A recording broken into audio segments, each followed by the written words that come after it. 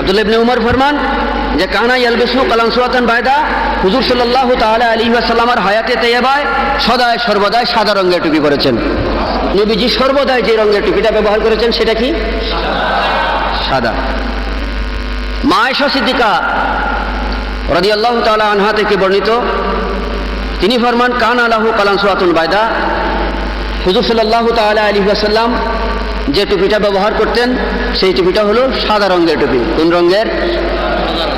ওয়াহুন্নাল বিদুল মুতরাবাতু। এখানে এই হাদিসের মধ্যে বলা হয়েছে যে হুজুর সাল্লাল্লাহু তাআলা আলাইহি ওয়াসাল্লাম সদায় সর্বদাই সাদা রঙের টুপি পরতেন। আগে গেছে হুজুর সাল্লাল্লাহু তাআলা আলাইহি ওয়াসাল্লাম শাম দেশীয় টুপি পরতেন, সেটাও সাদা।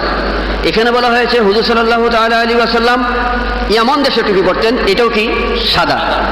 এখানে বলছে ইয়ামান দেশের টুপিটা হলো ওয়াহুন্নাল বিদুল মুদ্রাবাতু, ইয়ামান দেশের টুপিটা হলো সাদা রঙের কারুকার্য খচিত, সাদার মধ্যে কাজ করা।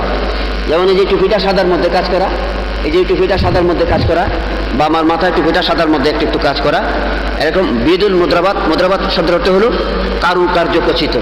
তো হুজুর সাল্লাল্লাহু তাআলা আলাইহি ওয়াসাল্লাম প্লেন সাদা রঙের টুপিও পরেছেন, কারুকার্য খচিত টুপিও হুজুর সাল্লাল্লাহু তাআলা আলাইহি ওয়াসাল্লাম এই সাদা রঙের টুপি পরেছেন।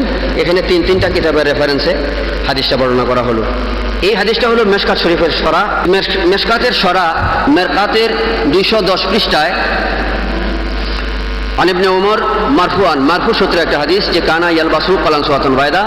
এখানেও বলা হয়েছে যে হুজুর সাল্লাল্লাহু তাআলা আলাইহি ওয়াসাল্লাম সদায় সর্বদাই সাদা রঙের টুপি ব্যবহার করেছেন।